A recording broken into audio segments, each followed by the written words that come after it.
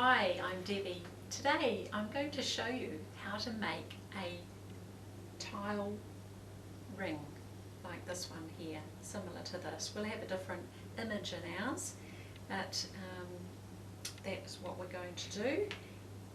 The tile ring finding itself, our blank, looks like this, and we have a little tiny glass dome that just neatly fits inside there. And we're going to place an image on the back of our glass dome first, so that then that is shown underneath there. The beauty of these is that they're very magnified, so they look quite stunning, and having the rim around the tray makes them very finished off, very neat and tidy. A really easy thing for anybody of any age to make. So to do this, we have our tile tray and our little glass dome here. We have these available on our website. We have some diamond glaze here. We're just using our little bottle, but it's also available in larger bottles, both available on our website.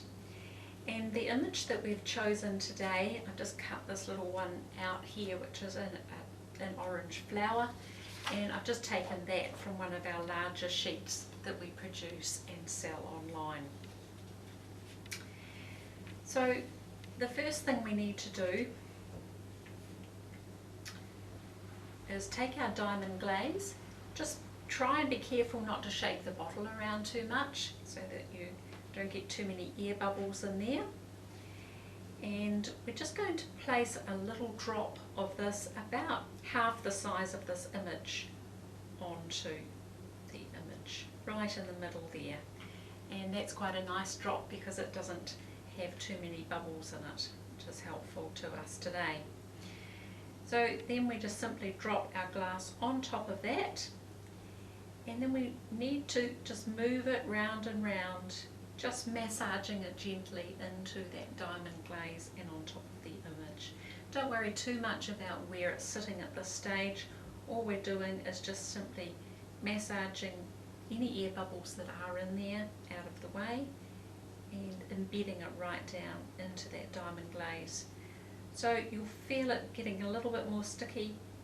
Make sure that you position it exactly where you want on the image, give it a good push, and then just simply leave it alone so that it can start that bonding process.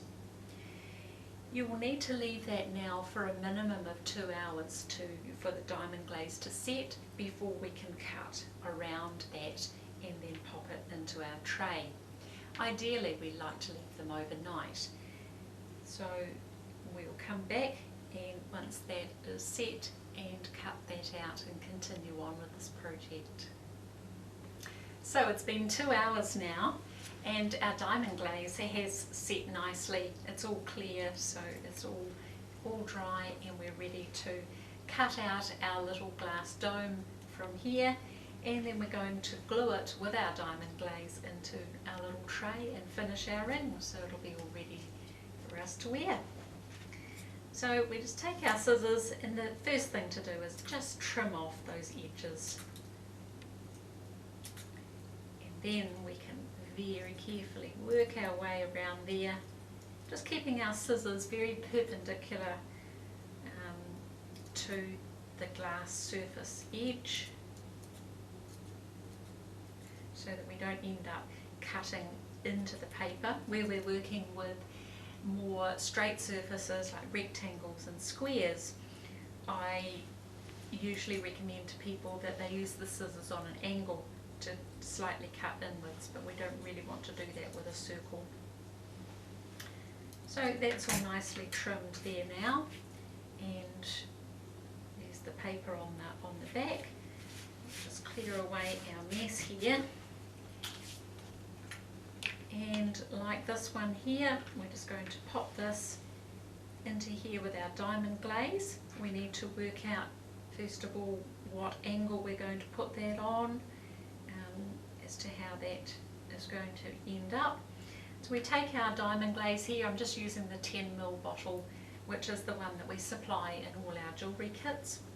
But you can also get diamond glaze from Judykins in larger bottles, which we supply on our website. So we just pop in a daub of diamond glaze, just half filling the bottom of that tray. Put the lid back on there, and then we're just going to simply pop our glass dome on the top there. Just push it down. Looks like I put in a little bit too much there, so I'll just wipe that off with my finger.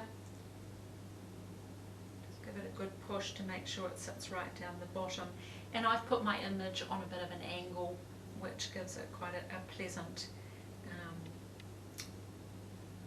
look to our finished product.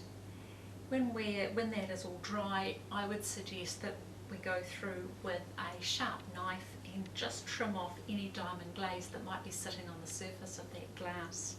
So there's our wee project there, all completed and ready to wear.